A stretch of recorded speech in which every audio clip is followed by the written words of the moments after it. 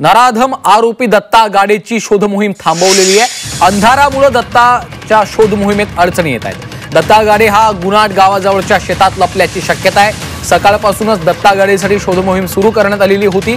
अंधाराचा दत्ता गाडेला फायदा झाल्याचं देखील बोललं जातं। शिवशाही बलात्कार प्रकरणातला आरोपी दत्ता गाडे याची शोध मोहीम आज पुरती स्थगित करण्यात आलेली आहे। आता अंधार पडलेला आहे, त्यामुळे शोध मोहिमेमध्ये अनेक अडचणी निर्माण होत आहेत। त्यामुळेच आता ही शोध मोहीम थांबवल्याची माहिती समोर येते। पोलिसांचा मोठा फौजफाटा गुणाट या गावामध्ये दाखल झालेला आहे। पोलिसांच्या विविध तुकड्या त्या ठिकाणी करण्यात आलेल्या आहेत।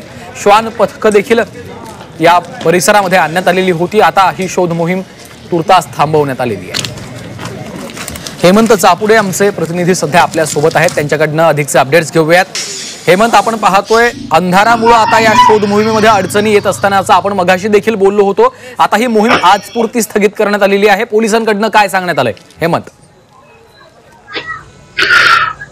नक्कीच श्रीकांत, पुण्याच्या स्वारगेट बस स्थानकातील शिवशाही बसमध्ये 26 वर्षीय तरुणीवरती बलात्कार करून दत्ता गाडे हा नराधम आरोपी आपल्या शिरूर तालुक्यातील गुणाट या गावी आला होता। खरं तर पहाटे दुष्कृत्य करून हा आरोपी सकाळी 11च्या सुमारास आपल्या गुणाट या गावात आला होता। सायंकाळी 5 पर्यंत तो आपल्याच गावात वास्तव्यास होता। त्यांनी आपल्या घरी आराम सुद्धा केला आणि यानंतर खरं तर त्याला पकडण्यासाठी पुणे पोलिसांची अनेक पथके रवाना झाली। मात्र त्याची माहिती कळताच दत्ता गाडे या ठिकाणावरून फरार झाला। मात्र काल सायंकाळी 8 पर्यंत तो याच आजूबाजूच्या शेतात असल्याची माहिती पोलिसांना मिळाली आणि या अनुषंगाने आज संपूर्ण दिवसभर पुणे पोलिसांच्या डॉग स्क्वॉड पथक असेल, ड्रोन असेल, याच्या माध्यमातून ऊसाच्या शेताचा कसून शोध घेतला आणि यानंतर दत्ता गाडे याच गावात असल्याचं जवळपास पोलिसांना कन्फर्म माहिती मिळाली आणि या अनुषंगाने 2 तासापूर्वी जवळपास पुणे पोलिसांच्या 100 पेक्षा जास्त जवानांचे तुकडे या ठिकाणी आले होते आणि ऊसाच्या संपूर्ण शेताचा पिंजून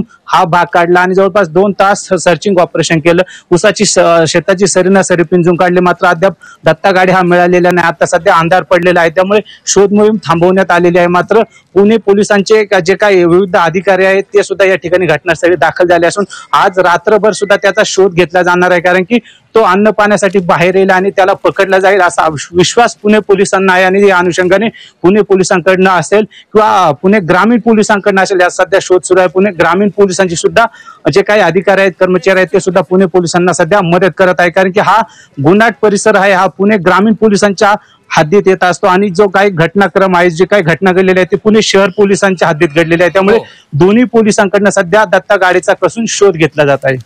हेमंत, आपण पाहतोय की हा संपूर्ण जो परिसर आहे हा बिबट प्रवण भाग आहे, त्यामुळे बिबट्याची भीती आहे। दुसरीकडे अंधार देखील पडलाय। मात्र आज रात्रभरात देखील पोलिसांची गस्त या संपूर्ण भागात असणार आहे का? आणि पोलिसांना खात्री आहे अद्यापही की आरोपी हा या शेतामध्येच लपलाय?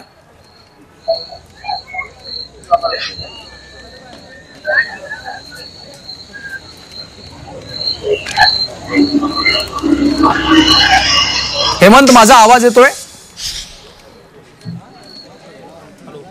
आपला संपर्क तुटलेला आहे। मात्र ही दृश्य आपण पाहतोय, आरोपीची शोध मोहीम आजपुरती स्थगित करण्यात आलेली आहे। अंधार झालेला आहे आणि या संपूर्ण परिसरात बिबट्याची भीती आहे, त्यामुळे देखील तुर्तास शोध मोहीम स्थगित करण्यात आली आहे।